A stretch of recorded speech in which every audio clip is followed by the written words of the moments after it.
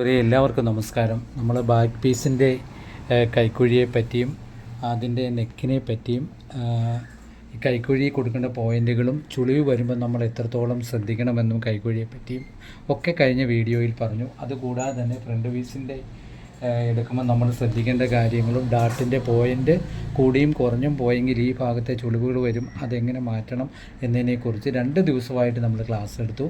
അതിൽ ഇനി നമുക്കുള്ള ക്ലാസ് എന്ന് പറഞ്ഞാൽ കൈയെപ്പറ്റിയും കൈയുടെ കാര്യങ്ങളും പറയണം. കൂടാതെ നമ്മുടെ ബെൽറ്റ് പീസിനെ പറ്റിയും ഒന്ന് പരിചയപ്പെടുത്തി അടുത്ത ദിവസങ്ങളിൽ അടുത്ത ക്ലാസ്സിലേക്ക് പോകാം. അപ്പോൾ ഏകദേശം നമ്മൾ പൂർണ്ണമായിട്ടും ഒരു 100% ശ്രദ്ധിക്കേണ്ട കാര്യങ്ങളെപ്പറ്റി, ചെറിയ ചെറിയ ടെക്നിക്കൽ കൊണ്ട് ശ്രദ്ധിക്കേണ്ട കാര്യങ്ങളെപ്പറ്റിയുള്ള കുറേ കാര്യങ്ങൾ നമ്മൾ ഇതിനോട് തീർത്ത് കഴിഞ്ഞിട്ട് അടുത്ത ഒരു ദിവസം പോലെ ബ്ലൗസിൻ്റെ നമ്മുടെ പിന്നെ പ്രിയപ്പെട്ട കൂട്ടുകാർ ചോദിച്ച മെഷർമെൻറ്റ് വെച്ചുള്ള അളവുകളിലേക്ക് പോകാം. അപ്പോൾ ഇന്ന് ബെൽറ്റ് പീസിനെ പറ്റിയും കൈ പീസിനെ പറ്റിയും നമുക്ക് പ്രത്യേകം പറഞ്ഞുള്ളൊരു ഭാഗങ്ങളിലേക്ക് പോകാം.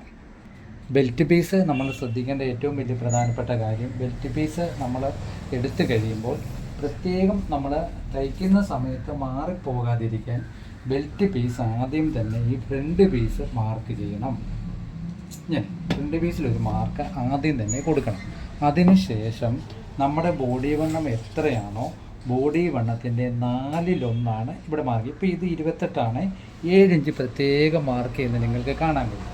ഈ 7 ഇഞ്ച് മാർക്ക് ചെയ്തിട്ട് നമ്മൾ മാക്സിമം ക്രോസിലാണ് ഇത് വെട്ടുന്നത്. ഇങ്ങനെ തന്നെ ക്രോസിൽ വെട്ടും. എന്നു പറഞ്ഞാൽ നമ്മൾ ഈ ഡാട്ട് പിടിച്ച് കഴിയുമ്പോൾ നമുക്ക് ഒരു കാരണവശാലും ഈ ഫ്രണ്ട് പീസ് കുറയാൻ പാടില്ല. ബെൽറ്റിൻ്റെ അവിടെ എത്ര ഇത് വന്നാലും നമുക്ക് ഈ ബെൽറ്റ് പീസ് ക്ലോസ് ആയിട്ട് കട്ട് ചെയ്ത് കളഞ്ഞാൽ മതി. അപ്പോൾ ഡാട്ട് പിടിക്കുമ്പോൾ നമ്മൾ ഡാട്ട് പിടിച്ച് കൃത്യമായിട്ട് തന്നെ വെട്ടണമെങ്കിലും നമുക്ക് വെട്ടാം, ഇല്ലെങ്കിൽ നമുക്ക് ഇതുപോലെ തന്നെ വെട്ടിയിട്ട് കറക്റ്റ് ചെയ്യാനും പറ്റും. അതുപോലെ തന്നെ നമ്മൾ എപ്പോഴും 3/4 ഇഞ്ച് എന്നുള്ളൊരു ഷേപ്പ് പ്രത്യേകം ഈ ഭാഗത്ത് ഞാൻ പറയുന്നുണ്ട്. മെയിൻ ഡാട്ട് നമ്മൾ മാർക്ക് ചെയ്യുമ്പോൾ 3/4 ഇഞ്ച് ഷേപ്പിലേക്ക് തന്നെ ഇത് പോകണം. 3/4 ഇഞ്ച് ഷേപ്പിലേക്ക് പോകുന്നത് എങ്ങനെയാണ്? ഈ ഡാർട്ടിൻ്റെ സെൻട്രൽ മാർക്ക് എപ്പോഴും നമ്മൾ നോക്കണം. ഈ ഡാർട്ടിൻ്റെ സെൻട്രൽ മാർക്കിൽ നിന്നാണ് നമ്മൾ, കാരണം എന്തെന്ന് പറഞ്ഞാൽ നമ്മൾ ഈ സൈഡ് എത്ര കട്ട് ചെയ്ത് നമ്മൾ കളഞ്ഞാലും ഈ സെൻട്രലിലെ ഭാഗത്തിന് ഷേപ്പ് വ്യത്യാസം വരില്ല. ബെൽറ്റ് എത്ര നമ്മൾ കൂടുതൽ വെട്ടിയാലും ഈ ഡാർട്ടിൻ്റെ സെൻട്രൽ മാർക്കുണ്ട്. സെൻട്രൽ മാർക്ക് കൃത്യമായി തന്നെ 3/4 ഇഞ്ചിൻ്റെ ഷേപ്പ് ഈ ഡാർട്ടിൽ വരണം. അത് പ്രത്യേകം ഓർക്കണം. അത് കഴിഞ്ഞ് ഈ ഭാഗത്ത് നമ്മൾ എത്രത്തോളം കറക്റ്റ് ചെയ്താലും ഒരു കുഴപ്പവും വരത്തില്ല. കാരണം 3/4 ഇഞ്ച് എന്ന് പറഞ്ഞാൽ ഈ 3/4 ഇഞ്ച് തീർത്ത് നമ്മൾ വെട്ടുന്ന ഈ ഒരു ലൈൻ കണ്ടോ, ഈ ലൈനാണ് നമ്മുടെ ഡാട്ടുകൾ തമ്മിലുള്ള ഫ്രണ്ട് പീസിൻ്റെ വ്യത്യാസം. ഇന്നലെ ഞാൻ പറഞ്ഞായിരുന്നു 6.25 ഇഞ്ച് 6.5 ഇഞ്ച് വരും. ആ 6.5 ഇഞ്ചിൻ്റെ ഡാട്ടുകൾ തമ്മിലുള്ള വ്യത്യാസമാണ് ഈ 3.25. ഇങ്ങോട്ട് നമുക്ക് വണ്ണം കൂടുന്നതനുസരിച്ച് എത്രത്തോളം കൂടിയാലും കുഴപ്പമില്ല. പക്ഷേ ഈ ഭാഗത്തെ ഷേപ്പിന് ഒരു കാരണവശാലും നിങ്ങൾ വ്യത്യാസം വരുത്തല്ല. അത് മെയിൻ ഡാട്ട് വെട്ടുമ്പോൾ തീർത്ത് ഇവിടം വരെ ഈ വര കൊടുത്തിട്ട് ഈ ഷേപ്പ് എടുക്കണം. അത് പ്രധാനപ്പെട്ട ഒരു ഭാഗമാണ്. ആ ഒരു ഭാഗത്ത് വ്യത്യാസം വന്നാൽ നമ്മുടെ നെക്കിൻ്റെ ഈ ഭാഗത്തെ ചുളിവിനെ വരെ അത് ബാധിക്കും. പ്രത്യേകം അത് ബുക്കിൽ നിങ്ങൾ കുറിച്ചിടണം. പിന്നെ നമ്മൾ ഒരു കാര്യം പറയാം, ഇതുണ്ട്, ഈ സ്കെയിൽ വെച്ച് നമുക്ക് നേരെ ഒരു വര വരയ്ക്കാം. സ്കെയിൽ വെച്ച് ഇങ്ങനെ നേരെ ഒരു വര വരച്ചിട്ട് ഇതിടുമ്പോൾ നിങ്ങൾക്കറിയാം ഒരു 1/4 ഇഞ്ചോളം നമ്മുടെ മേലിൽ ഇവിടെ ഒരു ഷേപ്പ് കൊടുക്കുന്നുണ്ട്. ഈ ഷേപ്പ് കൊടുക്കുന്നതിൻ്റെ ഉദ്ദേശം എന്തെന്ന് പറഞ്ഞാൽ ഈ ഭാഗത്ത് നമ്മുടെ നെക്കിൻ്റെ ചുളിവ് മുതൽ ഈ പോയിൻറ്റിൻ്റെ ചുളിവ് വരെ ഈ ബ്ലൗസ് നമ്മളെ പിടിച്ചിങ്ങനെ നിർത്തും. ഒരു കാരണവശാലും ഈ ഡാട്ടിൻ്റെ ഒരു ചെറിയ വ്യത്യാസം പോയിൻ്റിൽ വന്നാൽ പോലും ഈ 1/4 ഇഞ്ച് വരുമ്പോൾ നമുക്ക് അകത്തോട്ട് ചുരുണ്ട് കയറാതെയും നമ്മുടെ ഈ ഡാട്ടിൽ വരുന്ന വ്യത്യാസത്തെ പിടിച്ചു നിർത്താനും ഈ ഒരു 1/4 ഇഞ്ച് ഒരു പോയിൻ്റ് എടുത്താണ് നമ്മളിവിടെ എടുത്തു കളയുന്നത്. ആ ഭാഗം പ്രത്യേകം മറന്നു പോകാതെ ഡാട്ടിൻ്റെ അവിടെ എടുക്കണം. അതെങ്ങനെയാണ് നമ്മൾ നേരെയല്ല എടുക്കേണ്ടത്, ചെറിയ ഒരു ഓവൽ ഷേപ്പിൽ വേണം ആ പോയിൻ്റ് എടുക്കാൻ. അത് ഈ പോയിൻ്റ് കൊണ്ട് നമുക്ക് തീരുകയും ചെയ്യണം. ഒരു കാരണവശാലും ഇതിങ്ങോട്ട് പോകരുത്. ഈ 1/4 ഇഞ്ച് ഷേപ്പ് എടുക്കുന്നതും 3/4 ഇഞ്ച് ഷേപ്പിൻ്റെ പോയിൻ്റ് വന്ന് തീരുന്നതും ഒരു കാരണവശാലും ഈ ഭാഗത്തേക്ക് പോകല്ല. ഈ ഡാട്ടിൻ്റെ സെൻറ്ററിൽ നമ്മൾ വരച്ച വരയിൽ തന്നെ നിൽക്കണം. പ്രത്യേകം ബെൽറ്റ് പീസിനെ പറ്റി നമുക്ക് ശ്രദ്ധിക്കേണ്ട പ്രധാനപ്പെട്ട കാര്യങ്ങളാണ് ഇത്. ഒരു കാരണവശാലും ഓൺലൈൻ ക്ലാസ്സുകളിലൊന്നും ഇതുപോലുള്ള ഒരു കാര്യങ്ങൾ പറഞ്ഞു തരാനുള്ള ഒരു സാധ്യതയുമില്ല. അവർ ആ നമ്പർ 1 വെച്ചുള്ള കാര്യങ്ങളെ പറയുള്ളൂ. പക്ഷേ നമുക്ക് ഗുണകരമായിട്ടും നമ്മൾ പ്രാക്ടിക്കലായിട്ടും നമ്മൾ ചെയ്യേണ്ട ഒരു കാര്യങ്ങളിൽ ഒന്നാണ് ഈ ഒരു 3/4 ഇഞ്ച് പോയിൻറ്റും ഈ ഒരു താഴത്തെ അരയിഞ്ചും. അപ്പം നിങ്ങൾ നോട്ട്ബുക്കിൽ ഇതിൻ്റെ കാര്യങ്ങൾ വരച്ചിടുമ്പോൾ അത് വരച്ചിട്ട് ബെൽറ്റിൻ്റെ ഈ ഭാഗത്തെ കാര്യവും ഡാർട്ടിൻ്റെ സെൻറ്ററിൻ്റെ ഈ ഭാഗത്തെ കാര്യവും പ്രത്യേകം നിങ്ങൾ നോക്കണം. നോക്കിയിട്ട് ഇതുപോലെ തന്നെ ഒരു ബെൽറ്റ് പീസ് ആദ്യം ഒരു സ്ക്വയർ വരച്ച് കഴിഞ്ഞിട്ട് ആ സ്ക്വയറിൻ്റെ അകത്ത് വേറൊരു പെന്ന് കൊണ്ട് കളർ കൊണ്ട് ഇത്രയും ഭാഗങ്ങൾ കുറിച്ചിടണം. ഒരു കാരണവശാലും നിങ്ങൾ മറന്നു പോകരുത് പ്രത്യേകം. ഇനി നമുക്ക് പറയാനുള്ള കാര്യം,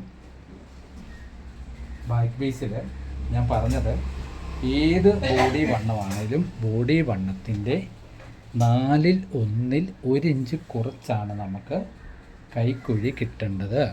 ബോഡി വണ്ണത്തിൻ്റെ 1/4 ഇഞ്ച് കുറച്ച് കൈക്കുഴി നമുക്ക് കിട്ടണം. അപ്പോൾ ചിലർ ചോദിക്കാറുണ്ട്, ഈ കൈക്കുഴി കുറവുള്ള മെഷർമെൻറ്റ് വരുമ്പോൾ നമ്മൾ എന്ത് ചെയ്യുമെന്ന്.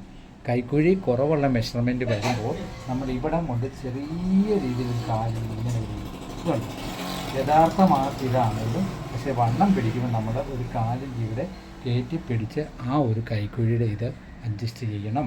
പിന്നെ കൈ വെട്ടിയതിന് ശേഷം ഷോൾഡറിൻ്റെ ഇവിടെ 1/2 ഇഞ്ച് മാർക്ക് കൊടുത്തിട്ട് കൈ ഇങ്ങനെ വെച്ചിട്ട് കറക്റ്റായിട്ട് നമ്മളിങ്ങനെ നോക്കണം എത്രത്തോളം നമ്മുടെ മാർക്ക് കൃത്യമാണ്. അത് കഴിഞ്ഞിട്ടേ ഉള്ളൂ മാർക്കിങ്ങിൽ കൈ വെട്ടാവുള്ളൂ. പ്രത്യേകം മനസ്സിലായല്ലോ.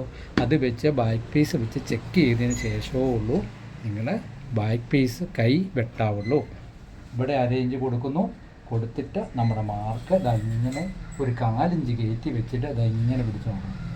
അപ്പോൾ കൃത്യമായി തന്നെ പിടിക്കാതെ തന്നെ ബാക്ക് പീസ് അത്രത്തോളം ഇരിക്കും. ഇത് പ്രത്യേകം നിങ്ങൾ ശ്രദ്ധിച്ചോണം. എന്നതിന് ശേഷമേ കൈ വെട്ടാവുള്ളൂ. ഇനി അടുത്ത കാര്യം പലരും ചോദിച്ചായിരുന്നു, ഈ കൈവണ്ണം നമ്മൾ എങ്ങനെയാണ് കൈ പീസ് വെട്ടാനായിട്ട് തുണി മടക്കിയിടുന്നതെന്ന്. അത് പ്രത്യേകം ഞാൻ പറയാം. ബോഡി വണ്ണം നമുക്ക് 35 ആണെങ്കിൽ 35 ബോഡി വണ്ണമാണെങ്കിൽ 3 ഇഞ്ച് നമ്മൾ പ്ലസ് അല്ല 3 ഇഞ്ച് മൈനസ് ചെയ്യണം. മൈനസ് ചെയ്ത് നമുക്ക് എത്ര കിട്ടും? 32 നമുക്ക് കിട്ടും. ഈ 32ൻ്റെ 1/4 ഭാഗമാണ് നമ്മൾ കൈ വെട്ടാൻ ഇങ്ങനെ മടക്കിയിടുന്നത്. മനസ്സിലായല്ലോ? എങ്ങനെയാണ് ഞാൻ ഒന്നും കൂടെ പറഞ്ഞു തരാം. ബോഡി വണ്ണത്തിൽ നിന്നും 3 ഇഞ്ച് കുറയ്ക്കണം.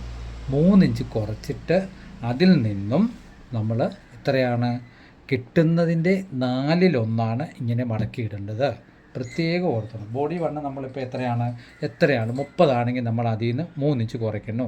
27ൻ്റെ 1/4 വേണം നമ്മൾ പീസ് ഇങ്ങനെ മടക്കിയിടാൻ. പ്രത്യേകം ആ കാര്യം ഓർത്ത്. അപ്പോൾ ആ മടക്കിയിടുമ്പോൾ തീർച്ചയായിട്ടും നമ്മുടെ ബോഡി വണ്ണവും നമ്മുടെ വെട്ടിയ ബ്ലൗസുമായിട്ട് താരതമ്യം വരും. പ്രത്യേകം അത് ഓർത്തോണം.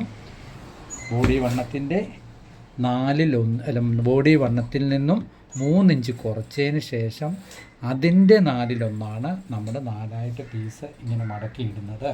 പ്രത്യേകം അത് ഓർക്കുക. രണ്ടാമത് ഓർക്കേണ്ട ഒരു കാര്യം, ബോഡി വണ്ണത്തിൻ്റെ എല്ലാവരും ചോദിക്കും ഈ താക്കേണ്ട കാര്യം എങ്ങനെയാണ്. താക്കുന്ന കാര്യം നമ്മൾ 1/2 ഇഞ്ച് തയ്യൽത്തുമ്പ് കൊടുത്തിട്ട് ബോഡി വണ്ണത്തിൻ്റെ 10/1 1/2 ഇഞ്ച് കുറച്ച് ഇവിടെ ഇങ്ങനെ മാർക്കും.